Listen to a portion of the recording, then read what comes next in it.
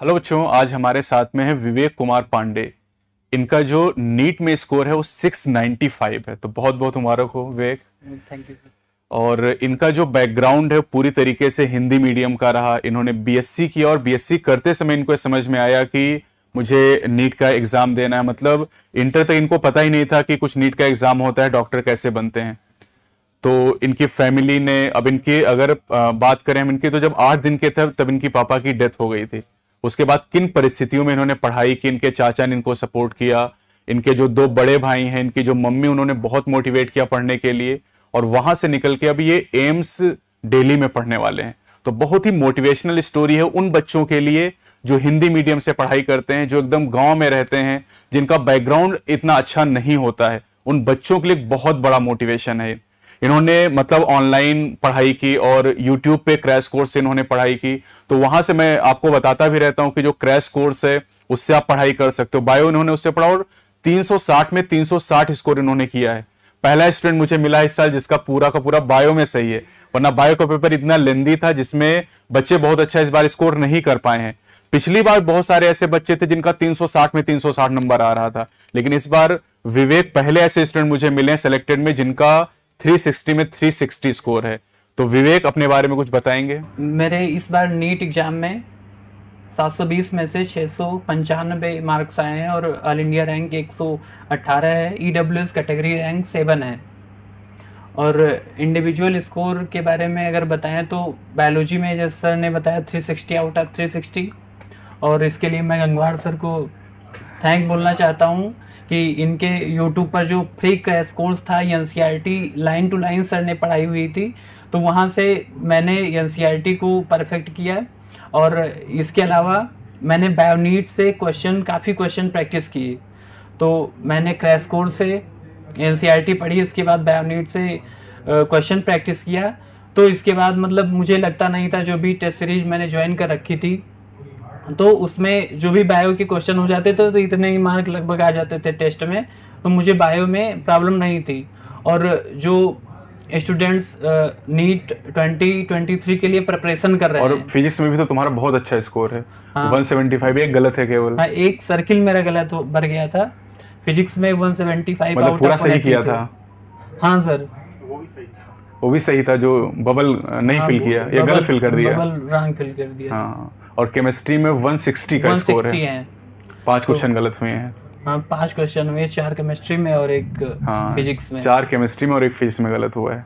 हाँ, और इसके अलावा मैं बताना चाहता हूँ जो भी एनसीईआरटी बेस्ड बायोलॉजी है, इसके लिए आप अगर गंगवार सर को फॉलो करते हो तो इसके अलावा कोई भी ज़रूरत नहीं है और आप आसानी से 360 आउट ऑफ 360 मार्क्स कर सकते हैं बायोलॉजी में।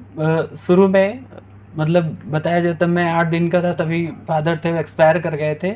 इसके बाद मेरी फैमिली ने मेरा फुल सपोर्ट किया। मेरे चाचा थे श्री राकेश पांडे, और उन्होंने काफ़ी सपोर्ट किया। और मेरे बड़े भाई, सबसे बड़े भाई श्री मनोज कुमार पांडे, और एक और बड़े भाई हैं श्री सतीश कुमार पांडे। तो उन्होंने हमें काफ़ी मोटिवेट किया आगे बढ़ने के लिए। नीट के लिए जो भी चीज़ें रिक्वायरमेंट थी वो पूरी की। और इकानमी घर की चाहे जो भी हो, मतलब मुझे पढ़ने में कोई भी प्रॉब्लम नहीं है। उन्होंने कोई कमी नहीं होने दी अपनी तरफ से। हाँ, उन्होंने कोई कमी नहीं छोड़ी। घर की सिचुएशन जैसी भी रही, लेकिन ये रहा कि पढ़ाई के लिए कभी उन्होंने कोई चीज़ कम नहीं होने दी। हाँ, उन्होंने कुछ भी कम नहीं होने दिया। बहुत बढ़िया। और ऐसे करते हुए मैंने इंटरमीडिएट के बाद ग्रेजुएशन किया, और ग्रेजुएशन करते हुए मैंने नीट के बारे में सेकेंड ईयर से तुम्हें लगा ऐसा कि नीट की तरफ? हाँ, सेकेंड ईयर से मैंने सोच रखा था पहले से कि नीट करना है, लेकिन फाइनेंशियल कंडीशन इतनी थी नहीं कि मैं 12th के बाद तुरंत नीट की तरफ जाऊं। तो मैंने ग्रेजुएशन करते हुए और नीट की जो भी सिलेबस होता है उसको सिलेबस को लगातार मतलब उस पर थोड़ा बहुत नज़र रखता गया। फिर बाद में 3rd ईयर आते ही मैंने बायो, फिजिक्स, जो भी केमिस्ट्री थी, तो उसको मैंने मतलब अपना नीट टारगेट बना लिया कि हमको बीएससी करते हुए नीट क्वालिफाई करना है। लेकिन 3rd ईयर में मैंने पिछले साल एग्ज़ाम दिया था तो मेरे 569 आए हैं। मतलब बीएससी 3rd ईयर के साथ? बीएससी थर्ड ईयर के साथ मैंने एग्जाम दिया था, तो मेरे 569 आए हैं। 569 आए थे लास्ट ईयर। हाँ, तो मैं स्टूडेंट्स को बताना चाहता हूँ जो 570 या जो भी कुछ नंबर से रह गए हैं, तो उनके लिए मैं बताना चाहता हूँ कि ये स्कोर है, इसका मतलब कॉन्सेप्ट आपके बिल्कुल ठीक है। हाँ। और केवल थोड़ी सी प्रैक्टिस की जरूरत है और कंटिन्यूटी की जरूरत है। बिल्कुल। और केमिस्ट्री में जो तुम्हारे सवाल गलत हुए वो भी आ रहे थे तुम्हें? हाँ, वो आ रहे थे। जो एसर्शन रीजन वाले क्वेश्चन थे वो काफी नए थे। हाँ। ट्रेंड नया था, नीट में अभी तक पूछे नहीं जा रहे थे। और तो उस तरह की प्रैक्टिस केमिस्ट्री फिजिक्स में नहीं रही होगी। हाँ, और इसके अलावा जो लोग बताते हैं, जो तमाम सारे टीचर्स बताते हैं या जो भी स्टूडेंट्स फॉलो करते हैं कि पहले बायोलॉजी अटेम्प्ट करते हैं, फिर केमिस्ट्री, फिर फिजिक्स। हाँ। तो यही ट्रेंड मेरा था। तो बायो का पेपर काफी लंबी था इस बार। हाँ। तो इसलिए उसमें काफी टाइम बायो लगा। में कितना टाइम लगा इसमें करने में? यूजुअली जो टेस्ट वगैरह में पहले बताते थे कि 50 से 55 मिनट चाहिए होते हैं बायोलॉजी के। लेकिन कोई 40 मिनट में भी कर लेते हैं बच्चे। मेरे 70 to 75 मिनट में बायोलॉजी कंप्लीट हुई। तो इसी प्रेशर में जब मैं केमिस्ट्री अटेम्प्ट करने गया तो मुझे लगा कि हो सकता है फिजिक्स के लिए टाइम कम मिले, तो केमिस्ट्री में थोड़ा जल्दी करने लगे। तो केमिस्ट्री में जल्दबाजी के कारण 4 क्वेश्चन गलत हो गए। फिर जब मैं फिजिक्स अटेम्प्ट करने पहुंचा तो मैंने सोचा वो क्वेश्चन हमको छोड़ रखने चाहिए, बाद में अटेम्प्ट कर लेता। तो मैंने जब फिजिक्स अटेम्प्ट की तो फिजिक्स काफ़ी आसान थी, फार्मूला बेस्ड थी। तो उससे मुझे काफ़ी कॉन्फिडेंस मिला और एग्ज़ाम जब ख़त्म हुआ तो मुझे लगा कि हाँ, मतलब ऐसा लग रहा था कि 700 आ जाएगा। हाँ, मतलब ऐसा लग रहा था कि 690 के आसपास होगा। ठीक है। तो अब जैसे फिजिक्स में बच्चे को कितने क्वेश्चन करने चाहिए? मतलब जैसे 30 चैप्टर्स हैं, तो हर चैप्टर से बच्चे को कितना क्वेश्चन लगभग करना चाहिए? कुछ चैप्टर्स होते हैं जिनमें बहुत ज़्यादा प्रैक्टिस की ज़रूरत होती है। जैसे कुछ हैं, जैसे मैग्नेटिज्म का सेक्शन हुआ, करंट, इलेक्ट्रिसिटी का, मैग्नेटिज्म का, EMI काफी ज्यादा है, इनका वेटेज भी ज्यादा है। वेटेज के हिसाब से प्रैक्टिस की जरूरत होती है। और इसके अलावा जो भी आपकी क्वेश्चन प्रैक्टिस होनी चाहिए वो PYQ बेस्ड होनी चाहिए। प्रीवियस ईयर क्वेश्चन जरूर करने चाहिए। हाँ, क्या ट्रेंड चल रहा है, प्रीवियस ईयर क्वेश्चन कैसे पूछे जा रहे हैं, उसी पर बेस्ड आप अगर प्रैक्टिस करो तो और अच्छी रहेगी। तो प्रीवियस ईयर क्वेश्चन कितने साल का बच्चा करे पिछले? क्योंकि आजकल जो सॉल्व पेपर आते हैं उसमें करीब 34 साल का दिया रहता है, तो क्या सारे बच्चे को करने चाहिए? सर, मुझे लगता है मैंने जो फॉलो किया था कि जो भी चैप्टर या टॉपिक पढ़ता, जैसे मैं फिजिक्स में मैंने वर्नियर कैलिपर्स पढ़ा, तो फिर मैं वर्नियर जो भी टॉपिक वाइज, कई बुक्स ऐसी हैं जिसमें टॉपिक वाइज क्वेश्चंस अरेंज्ड हैं जो PYQs हैं, तो मैं वहां जाता हूँ, वर्नियर कैलिपर्स में जितने भी क्वेश्चन पूछे गए हैं वो प्रैक्टिस कर लेता। और ये टॉपिक वाइज क्वेश्चन प्रैक्टिस करता था मैं। हाँ, विवेक का फिजिक्स में भी 175 है, एक क्वेश्चन बस भरने में गलत कर दिया है। तो विवेक से मैंने कहा भी है कि कोई ऐसी बुक बनाओ इन बच्चों के लिए जो थोड़ी हेल्पफुल हो, तो इन्होंने कहा कि ठीक, काम करेंगे। हाँ, ज़रूर। मुझे फिजिक्स मेरी इतनी ठीक नहीं थी, लेकिन मैंने इस साल काफ़ी मेहनत की, तो मुझे लगता है कि हमें अब फिजिक्स के प्रति मतलब लगाव ज़्यादा बढ़ गया है। तो इसलिए मैं फिजिक्स को छोड़ना नहीं चाहता। हाँ, लेकिन कॉलेज में तो छोड़ना पड़ेगा। लेकिन ये कि अगर आप कोई बुक ऐसी बनाते हैं तो हम पब्लिश करके उसको, और जो भी बच्चे के लिए हेल्पफुल हो सकता है, कम से कम फिजिक्स में ही डर लगता है बच्चे को ज़्यादातर। नीट का जो बच्चा होता है उसको फिजिक्स में ज़्यादा डर लगता है। आप भी रहे होगे तो BSc करते समय ZBC रहा होगा, तो फिजिक्स तो छूट ही गया होगा टच, है ना? फिजिक्स का टच छूट गया था। और तो कैसे फिर उसको जब सेकेंड ईयर थर्ड ईयर में जब नीट का शुरू किया तो फिर फिजिक्स कैसे कंप्लीट किया? तो मुझे लगा कि मैं फिजिक्स का मतलब जो सिलेबस में केमिस्ट्री बायोलॉजी थी तो वो तो ठीक चल रही थी, लेकिन मेरे को लगा कि फिजिक्स में मैं वीक हो सकता हूँ अगर नीट के लिहाज से। तो मैंने थर्ड ईयर में ड्रॉप ले लिया। मैंने थर्ड ईयर का एग्जाम तो दिया, लेकिन मैंने थर्ड ईयर की तैयारी करते रहे। थर्ड ईयर में मैंने नीट फिजिक्स की काफ़ी तैयारी की। जो भी ऑनलाइन मटेरियल होता है उससे काफ़ी तैयारी की, और उससे जो भी कॉन्सेप्ट वीक थे वो कॉन्सेप्ट दोबारा रिवाइज किए। और उस बार मेरा सिलेक्शन रुक गया था, लेकिन इस बार मुझे पता था कहाँ कमी रह गई, प्रैक्टिस में कमी रह गई थी। तो जो भी चैप्टर हाई वेटेज वाले हैं उसमें काफ़ी प्रैक्टिस की। मेरी प्रैक्टिस PYQ बेस्ड रही। Very good. तो सबसे ज़रूरी बात यही कि केवल पढ़ने से सिलेक्शन नहीं होगा। हाँ सर। पढ़ने के साथ क्वेश्चन की प्रैक्टिस सबसे ज़्यादा जरूरी है, और बहुत ज़्यादा बच्चे यही लैग कर जाते हैं। जी सर। मतलब वो क्या करते हैं कि पढ़ते रहते हैं, बहुत पढ़ते हैं और बहुत घंटे पढ़ते हैं, हाँ सर। लेकिन शायद वो क्वेश्चन की प्रैक्टिस नहीं करते हैं। केमिस्ट्री में भी क्वेश्चन की प्रैक्टिस, और केमिस्ट्री में क्या तीनों, फिजिकल, ऑर्गेनिक, इनऑर्गेनिक, एनसीईआरटी ही आपने पढ़ी या कुछ अलग से भी?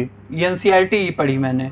फिजिक्स में जैसे बच्चे कहते हैं जो टॉपर होते हैं कि फिजिक्स के एनसीईआरटी पढ़नी चाहिए, तो आपने एनसीईआरटी पढ़ी कि नहीं पढ़ी? फिजिक्स के जैसे कभी कभी होता है एग्जाम, तो उसमें जो भी कॉन्सेप्चुअल क्वेश्चन है या थ्योरेटिकल पॉइंट्स हैं फिजिक्स में वो पूछ लिए जाते हैं, तो वो डायरेक्टली एनसीईआरटी बेस्ड ही होते हैं। मतलब एनसीईआरटी से ही ग्राफ वगैरह उठा लिए जाते हैं। नहीं तो एनसीईआरटी बच्चा कैसे खुद से क्या पूरा कवर कर सकता है? वो जो भी टीचर पढ़ाता है फिजिक्स, तो उसकी लेक्चर नोट्स जो होते हैं, तो लेक्चर नोट्स को फॉलो करे, और उसमें तमाम सारी चीज़ें इंक्लूडेड रहती हैं। बस आपको एनसीईआरटी पढ़नी रहती है कि हाँ जो टीचर ने पढ़ाया वो एनसीईआरटी की लैंग्वेज में क्या लिखा हुआ है। हाँ। और बाकी टीचर सारी चीज़ें पढ़ाता है। मैं बताना चाहता हूँ फिजिक्स के लिए कि कुछ चैप्टर स्पेसिफिक चैप्टर होते हैं जो एनसीईआरटी से पढ़ने हैं, जो एनसीईआरटी से पढ़ने रहते हैं। बिल्कुल बता दो बच्चों को यार। जैसे ऑप्टिक्स में जो एप्लीकेशन वाला सेक्शन रहता है, जिसमें रेनबो वगैरह आते हैं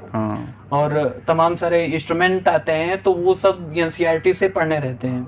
मॉडर्न फिजिक्स में कुछ ऐसा पार्ट है? मॉडर्न फिजिक्स में भी, मॉडर्न फिजिक्स में जो थ्योरीज दी हैं, जो एक्सपेरिमेंट्स दिए गए, क्योंकि इस बार जो एसर्सन रीजन आया वो थ्योरेटिकल पोर्शन ज्यादा था। हाँ, थ्योरेटिकल पोर्शन था, तो वहां से कवर कर सकते हैं। और इसके अलावा मतलब जो भी चीजें हैं एनसीईआरटी बेस्ड, और इसके अलावा मैग्नेटिज्म में जो अर्थ मैग्नेटिज्म का सेक्शन है, तो उसमें से कुछ न्यूमेरिकल टाइप क्वेश्चन बनते हैं। इसके अलावा जो थ्योरी के पॉइंट्स होते हैं वो सर वहीं एनसीईआरटी के अंदर से ही पूछे जाते हैं। तो विवेक ये बताओ कि जैसे जो बच्चे तैयारी कर रहे हैं, जिनका स्कोर अभी 500, 550 या 400 जो भी नंबर लेके आते हैं, क्या लगता है कि जैसे 5-6 घंटे तो कोचिंग करते हैं वो, उसके बाद कितने घंटे पढ़ना चाहिए उनको? अब उन्हें जैसे 6-7 घंटे कोचिंग रहती है।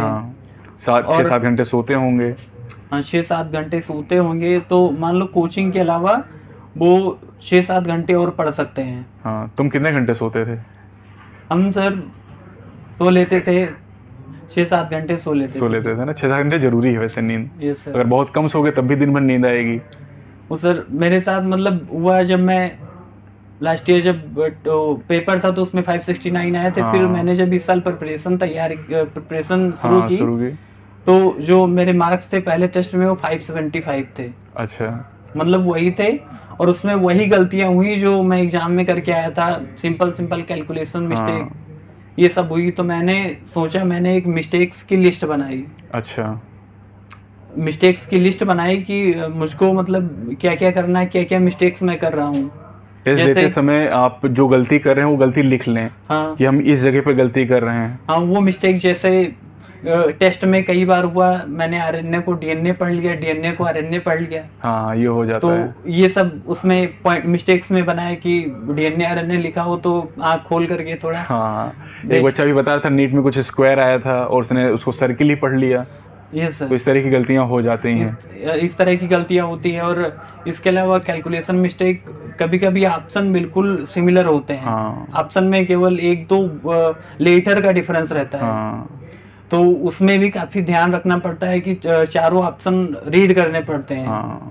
कई ऐसे टर्म ही है बायो में, तो पिछली बार स्टैंडिंग स्टेट, स्टैंडिंग क्रॉप आया था। हाँ सर। तो ऐसे कई सारे कंफ्यूजिंग चीजें होती हैं। हाँ सर। है ना। और साल भर कैसे मोटिवेटेड रखा अपने आप को? जैसे पढ़ाई करते करते ना, जैसे 569 आप लेके आए, तो उसके बाद ये रहता कि थोड़ा सा और 2-4 क्वेश्चन सही होते तो कहीं कॉलेज मिल जाता, है ना। मैंने पिछली बार ये सोचा था कि हाँ 600 प्लस हो जाए, सिलेक्शन हो जाए, क्योंकि उतनी बेहतर तैयारी नहीं थी। तो मुझे लगता है कि अगर आप छोटा टारगेट रखोगे तो उससे भी कम अंक आते हैं। बिल्कुल सही बात। तो ये मेरा टारगेट इस बार 720 आउट ऑफ 720 था।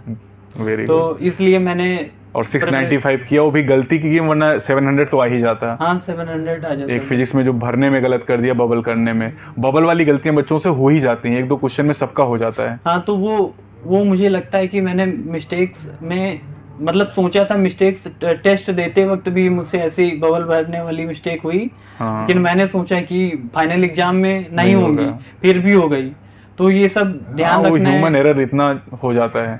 हाँ, और एग्जाम का प्रेशर रहता है।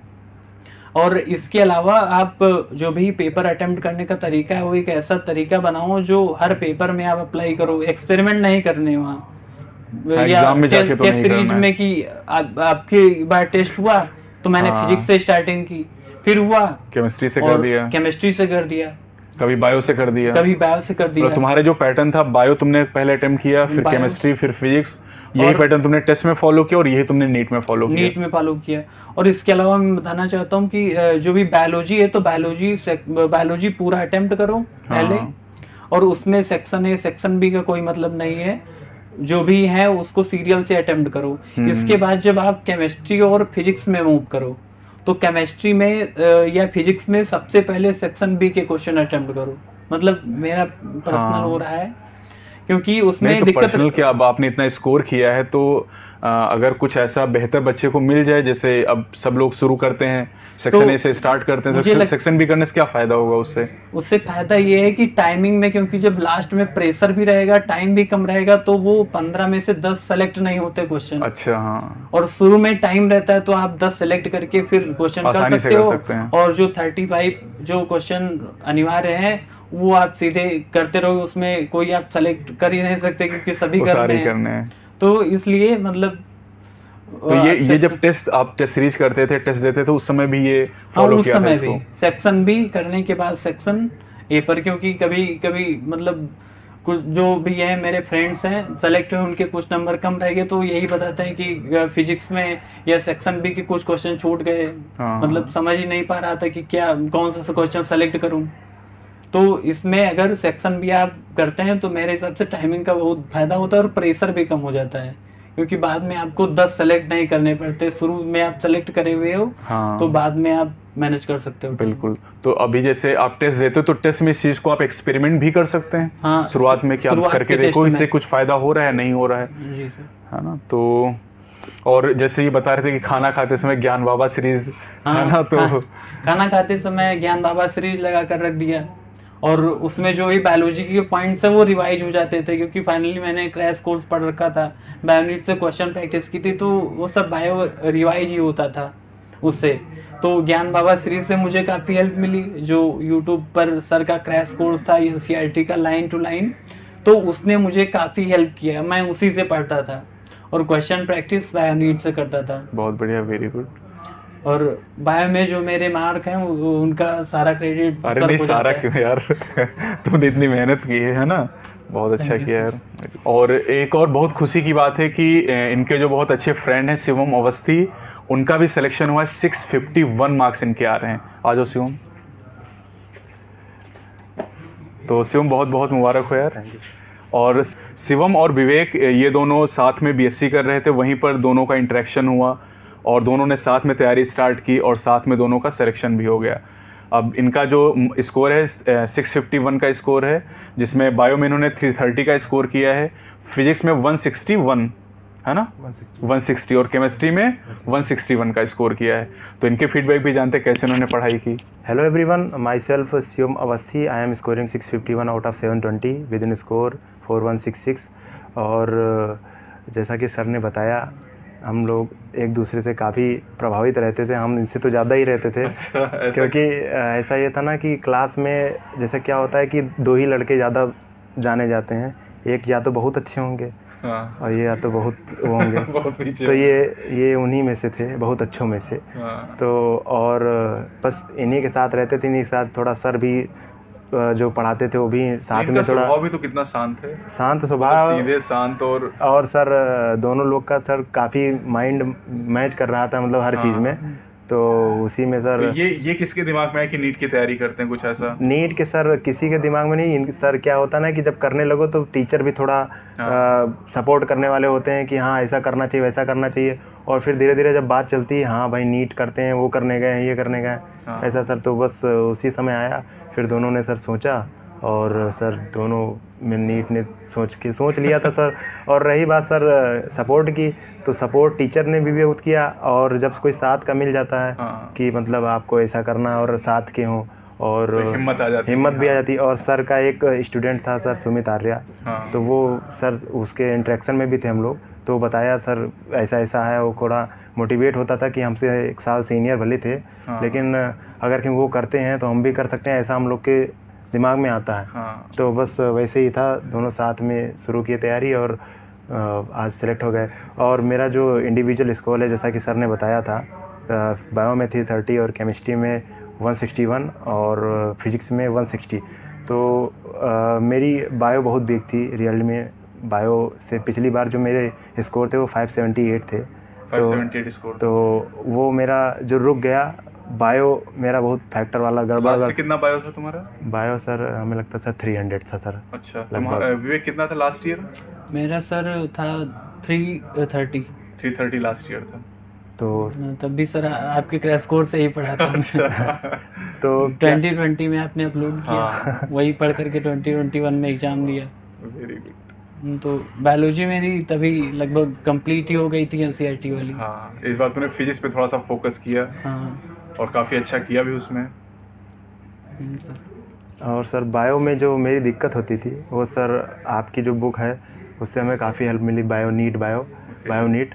तो सर वो मतलब मान के चलिए क्या होता है ना कि क्वेश्चन प्रैक्टिस हर चीज़ का एक सल्यूशन होता है। अगर कहीं आप कुछ भी पढ़ रहे हैं तो आप उसके क्वेश्चन के थ्रू आप उसको रिवाइज कर सकते हैं। तो आपकी सर जो बुक है लाइन बाय लाइन, एक तो एनसीईआरटी बेस्ड है पूरा, तो वो काफ़ी सर सपोर्ट करती थी उनसे, जो अच्छा भी लगता था। काफ़ी सिली मिस्टेक्स भी रुकने लगे, फिर टेस्ट में भी नंबर बढ़ने लगे बायो में। और बायो बहुत डिमोटिवेट कर देते क्योंकि सबसे ज़्यादा 360 नंबर, 50% नंबर तो उसी का रहता है। तो जब सर लगने लगा कि हाँ सर अब कर सकते हैं, बाकी बायो फिजिक्स केमिस्ट्री में सर इंटरेक्शन से ही पता चलता है। और फिजिक्स में भी काफ़ी सर क्वेश्चन प्रैक्टिस किए, तो क्वेश्चन प्रैक्टिस से सर वो इम्प्रूव हो गई सर। और बायो में काफ़ी सर बच्चों को क्या, इनको जो तैयारी कर रहे हैं बच्चे इस बार, इनको कुछ टिप्स देना चाहो जो तुमने किया हो, जो तुम्हें ऐसा लगा हो कि करना चाहिए इन बच्चों को? हाँ, तो बायो में तो एनसीईआरटी बहुत मस्ट है। तो बायो में एनसीईआरटी की हर लाइन, अब तो एक क्वेश्चन में 5 क्वेश्चन और बना रहा है ना अब वो अंदर। हाँ, वो अब जैसे जो स्टेटमेंट वाले क्वेश्चन अब एक ये साल ही नया इंट्रोड्यूस हुआ है, ये किसी को एक्सपेक्ट नहीं था ये, लेकिन बायो में ऐसे बहुत सारे क्वेश्चन नहीं सर, ये बस इस टाइप के क्वेश्चन स्टेटमेंट वाइज, जैसे रीजन हर तरह के। मुझे सर बायोनीट की ये बात मतलब अच्छी लगी कि उसमें क्वेश्चंस में भी जानकारी छुपी हुई होती थी। और तमाम सारे क्वेश्चन जैसे एनसीईआरटी में अलग अलग एग्जाम्पल अलग अलग चैप्टर्स में दिए हैं, तो उन चैप्टर से एग्जाम्पल उठा करके एक क्वेश्चन में ही आप पूछ लेते थे, तो क्वेश्चन के थ्रू सब कुछ रिवाइज हो जाता था जिस भी चैप्टर में है। और बायो के लिए तो बताया नहीं, क्वेश्चन अगर कहीं आपको बायो के लिए कुछ नहीं, केवल एनसीईआरटी पढ़ने की ज़रूरत है। और क्वेश्चन प्रैक्टिस तो भाई मस्ट है। क्वेश्चन प्रैक्टिस इसलिए की जाती है कि क्या गलतियाँ कर रहे हैं उसको इम्प्रूव कर सकते हैं, क्या गलतियाँ आप कर सकते हैं वो भी इम्प्रूव कर सकते हैं। तो जैसा कि हमने जो फॉलो किया था वो हम बता रहे हैं, बायो नीट फॉलो की थी और काफ़ी हमें हेल्प की उसने। और फिजिक्स केमिस्ट्री के लिए तो एनसीईआरटी बेस्ड सारे, केमिस्ट्री में तो एनसीईआरटी पढ़ना पूरा एनसीईआरटी सर, फिजिकल और इनऑर्गेनिक ऑर्गेनिक सारे, मतलब अभी तक तो रहता था कि फिजिकल थोड़ा छोड़ सकते हैं, लेकिन अब कुछ ही चैप्टर्स पढ़ के, लेकिन अब तो फिजिकल भी सर पूरा, तो सीधे फिजिकल केमिस्ट्री में एनसीईआरटी के एग्जांपल ही उठा लेते हैं, एग्जांपल और विद डाटा भी नहीं बदलते क्वेश्चन ना। हाँ, इन टेक्स्ट क्वेश्चन और एग्जांपल, मतलब एनसीईआरटी की बैक एक्सरसाइज नहीं करनी रहती। और अगर आप इन टेक्स्ट और एग्जांपल कर लेते हो तो वो पर्याप्त है, और बाकी तो लेक्चर नोट्स सर पढ़ाते हैं। और उसमें तो एनसीईआरटी फिजिकल में जो आते हैं उसमें फिजिकल क्या सारे में उठाते हैं, लेकिन फिजिकल में विद डाटा उठा लेते हैं पूरा क्वेश्चन ही, कि वो डाटा क्या वही आंसर आते हैं कि तो इस बार हम लोगों ने पिछले साल आया था, रिपीट हुआ था, इस बार रट लिए थे, उसके पिछले साल भी आया था, हर साल एक, तो ऐसा रिपीट होता रहता, तो वो सर काफ़ी हेल्पफुल रहता। और केमिस्ट्री के लिए कुछ चैप्टर्स हैं जो एनसीईआरटी मस्ट है उसके लिए, जैसे मॉडर्न फिजिक्स में है और ऑप्टिक्स में है, खासकर वेब ऑप्टिक्स वाला पार्ट है। और उसमें रेनबो करके जो ऑप्टिक्स में है वो भी बहुत इम्पॉर्टेंट है। बस हम लोग ने क्या किया था कि शॉर्ट नोट जो बनाई थी एनसीईआरटी के जो क्वेश्चंस होते हैं, जो लाइन बाय लाइन होते हैं, उनको लाइन जैसे अच्छी सारी लाइंस जो थी वो बाहर निकाल लिए। अब उसी को एक बार एनसीईआरटी पढ़ने की जरूरत नहीं पड़ती थी। ऐसा है ना कि एनसीईआरटी पढ़ना भी बहुत बड़ी सर वो रहता है, समरी दी रहती थी लास्ट में और पॉइंट्स टू पॉन्डर, तो वो सर उससे मिला करके हम लोग पॉइंट बना लेते थे। में दिया हुआ है। हाँ वो और उसके कुछ क्वेश्चंस उसमें जो रहते हैं वो डाटाबेस रहते हैं, काफ़ी कैलकुलेटिव रहते और हैं। तुम लोगों ने जो कुछ शॉर्ट नोट बना रखे हो थोड़ा दो तो इन बच्चों को शेयर भी कर देते नहीं हैं। बिल्कुल तो, सर, हाँ, बिल्कुल जरूर। सर। है ना, और वो दोनों लोग बुक पे भी काम करेंगे साथ में। नहीं बिल्कुल सर, तो करेंगे कुछ ऐसा सर। हो सकता है कि तुम लोगों के लिए बढ़िया से बना के दिया जाए जो लास्ट टाइम में भी काम आए, और हो सकता है कि अगर जल्दी कर लेंगे तो 2-4 महीने में तुम्हें कुछ मिल जाए इन लोगों बिल्कुल को। सर। और सर लास्ट में मैं थोड़ा टेस्ट के बारे में बताना हाँ, चाहता बिल्कुल, हूँ बिल्कुल। कि कुछ लोग जो टेस्ट देते हैं, मतलब टेस्ट शुरू करते हैं देना, हाँ। जो भी टेस्ट सीरीज ज्वाइन किए हैं, हाँ। तो शुरू में मार्क्स आते हैं, मान लो आए 575 या कुछ ऐसे 580 मार्क्स आते हैं। हाँ। तो फिर वो सोचेंगे कि अगली बार टेस्ट में हम थोड़ा और इम्प्रूव करेंगे, हाँ। लेकिन ये भूल जाते हैं कि हम गलती कहाँ की है, क्या इम्प्रूव करोगे आप। हाँ, सही बात है। जब आपको गलती पता रहे कि मिस्टेक्स, इसके लिए सबसे जरूरी है टेस्ट एनालिसिस। टेस्ट बहुत इंपॉर्टेंट है। टेस्ट के बाद में अगर आप टेस्ट एनालिसिस करते हैं तो ही आपका स्कोर इम्प्रूव होगा, नहीं तो स्कोर मतलब आप टेस्ट दे के आते हैं, उसको रख देते हैं और फिर रिजल्ट का इंतजार करते हैं कि रिजल्ट आएगा, वो उसका नहीं, कोई वो मतलब नहीं नहीं करना, है। वो सर उसका मतलब नहीं है। आपका स्कोर तभी इम्प्रूव होगा जब आप अपनी मिस्टेक्स को जान पाओगे कि कहाँ पे हम मिस्टेक्स गलती कर रहे हैं। और मिस्टेक्स तभी पता चलेगी जब आप टेस्ट के बाद टेस्ट एनालिसिस करोगे कि हमने क्या क्या मिस्टेक की। तो इसलिए मैं ये बताना चाहता हूँ, टेस्ट एनालिसिस भी एक इम्पॉर्टेंट पार्ट है इसका। अच्छा, और बच्चे इस चीज को भी लेकर थोड़ा परेशान रहते हैं कि कैसे रिवीजन कैसे करना है। तो रिवीजन तुम लोग कैसे करते हैं? जैसे मान लो कि बायो में 10 चैप्टर हो गए हैं, 10 चैप्टर पढ़ चुके हो, अब कैसे रिवाइज करना है? जो भी, जैसे जब टेस्ट होता है तो एक बार हमने क्रैश कोर्स से पढ़ ही लिया था, तो इसके बाद जो भी एनसीईआरटी थी उसको रीड कर डालते थे केवल एक बार जल्दी से, और जो भी इम्पॉर्टेंट पॉइंट थे, जो भी इम्पॉर्टेंट टॉपिक थे, उसमें थोड़ा ज़्यादा टाइम ज़्यादा था।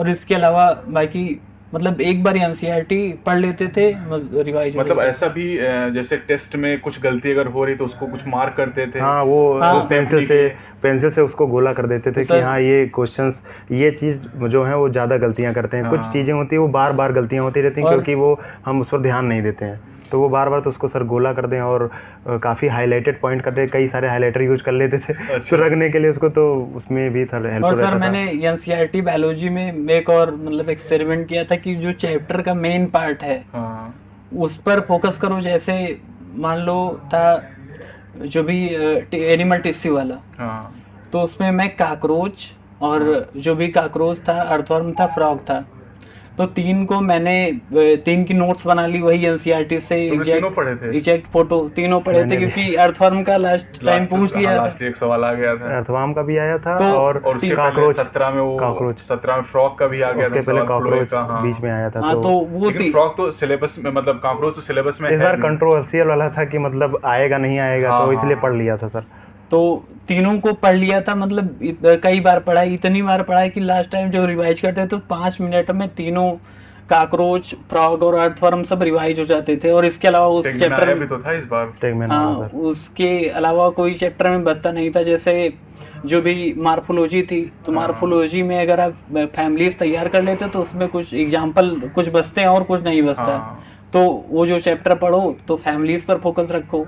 इसके बाद जो थी प्लांट की जो भी एनाटॉमी थी, तो उसमें सबसे ज़्यादा जो टफ है वो है स्टेम, डाइकार्टिस्टम, मोनोकार्टिस्टम, डाइकार्टोट, मोनोकार्टोट। तो इसका मैंने एक चार्ट बना लिया और उसी चार्ट में सब कुछ, हाँ, सब कुछ क्या डिफरेंस होते हैं, डिफरेंसेस के साथ सब कुछ इंक्लूड कर दिया। तो वो मुझे लगता है कि मैंने इस चैप्टर की आत्मा निकाल रखी है और इसको शरीर में देना है डॉक्टर के इसको मतलब वही खोजता था कि मेन पार्ट क्या है, मेन पार्ट को अपने समझ लिया, अब समझ लिया, सवाल आएगा तो हम कर लेंगे। हाँ, और वहीं से सवाल आते थे और साइड में जो भी बचता तो वो उसके कंपैरिजन में थोड़ा लगता तो उसको थोड़ा पढ़ लेता। मेन तो हमारा माइंडसेट होता है ना, जैसे होता ना, इन्होंने कहा भी कि मतलब टेस्ट के बाद आओ, टेस्ट को एनालाइज करो, तो एनालाइज करना तो सही है, उसके साथ साथ एक मिस्टेक कॉपी भी, जैसा कहा इन्होंने, हम इनको भी फॉलो करते थे। और नई चीज़ें क्या होता है ना, क्या सीखना एक दूसरे से होता है ना, कि आप आगे गए तो वो पीछे गए, फिर वो आगे गए वो पीछे गए, और उसमें ये मैटर करता है कि दोनों से क्या कुछ सीखने को मिल रहा है। तो मान लो ये कोई अच्छी नोट्स बनाए हैं तो एक दूसरे से शेयर कर लो, ऐसा कुछ करके रहता है, तो वो थोड़ा इंटरेक्टिव सेशन एक दूसरे के साथ, इसमें थोड़ा फायदेमंद होता है। तो वो मिस्टेक कॉपी बहुत हेल्प करती है। आप मिस्टेक कॉपी बनाइए, एक टेस्ट दीजिए, अगला टेस्ट दीजिए, मिस्टेक कॉपी को देख कर जाइए, तो वो गलती आपसे नहीं होगी, कुछ नई भले हो सकती है, लेकिन जो पुरानी गलती है वो सुधर जाती है।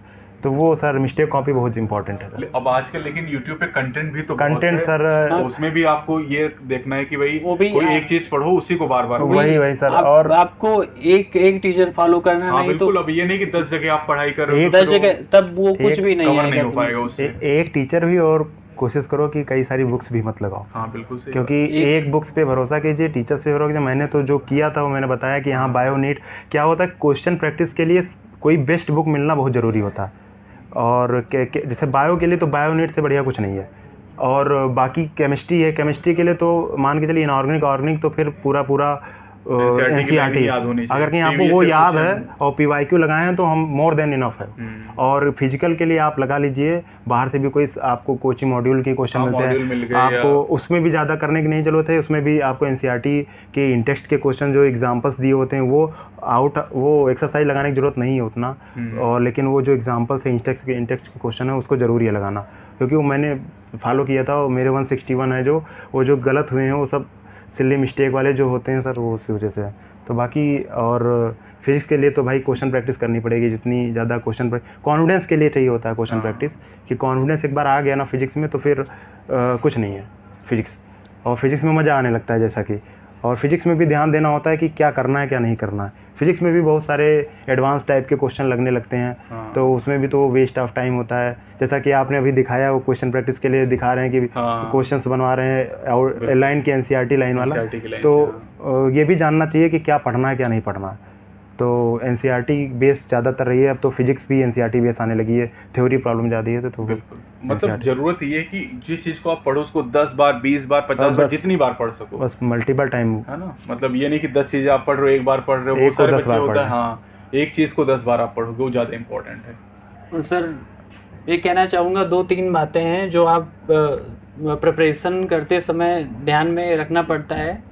और जैसे पहला तो अगर आप ड्रॉपर हैं, 550 के अराउंड आपके नंबर हैं या 550 प्लस है, तो इसके लिए सबसे पहले तो आपकी प्रैक्टिस ज़रूरी है। 550 के अराउंड मार्क्स हैं, इसका मतलब आपका कॉन्सेप्ट ठीक ठाक है, केवल प्रैक्टिस में कमी रह गई है।